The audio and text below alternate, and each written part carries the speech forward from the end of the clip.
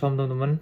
Jadi firman Tuhan hari ini adalah dari Mazmur 40 ayat 5 dan 6 yang mengatakan, "Berbahagialah orang yang menaruh kepercayaannya kepada Tuhan, yang tidak berpaling kepada orang-orang angkuh atau kepada yang mengikuti para pembohong. Banyaklah yang telah kau lakukan, ya Tuhan, Allahku, perbuatanmu yang ajaib dan rencanamu untuk kami. Tidak ada yang dapat disejajarkan dengan Engkau." Jadi di firman Tuhan ini mengingatkan aku, mengajari aku kalau kita itu nggak boleh sombong. Kita nggak punya apa-apa, kita nggak bisa apa-apa di luar Tuhan Yesus Kristus kita. Dan kita itu sebenarnya sangat fragile teman-teman. Hanya satu langkah saja kita bisa mati, gitu loh.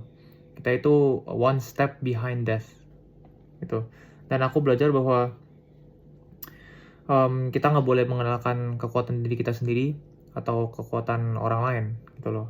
Mungkin teman-teman kita atau orang-orang yang kita kasih gitu ya. Karena di sini dikatakan bahwa di dalam Yakobus 4 ayat 6, tetapi kasih karunia yang dianugerahkannya kepada kita lebih besar daripada itu. Karena itu ia katakan, Allah menentang orang yang congkak, tetapi mengasihani orang yang rendah hati. Sebab Allah itu, kasih karunia Allah itu cukup untuk kita teman-teman. Hanya kasih karunia Allah saja sudah cukup bagi kita. Sebab Allah itu telah melakukan banyak perbuatan di dalam hidup kita yang ajaib. Coba teman-teman ingat deh, di masa lalu miracle apa aja, mujizat apa saja yang Tuhan telah lakukan untuk kalian gitu loh. Dan itu pasti tidak akan membuat kita lupa akan kebaikan Tuhan dan kita akan terus mengenalkan Dia. Dan juga tidak ada yang dapat disejajarkan dengan Allah, sebab rencana untuk kita itu sudah ada dari semula.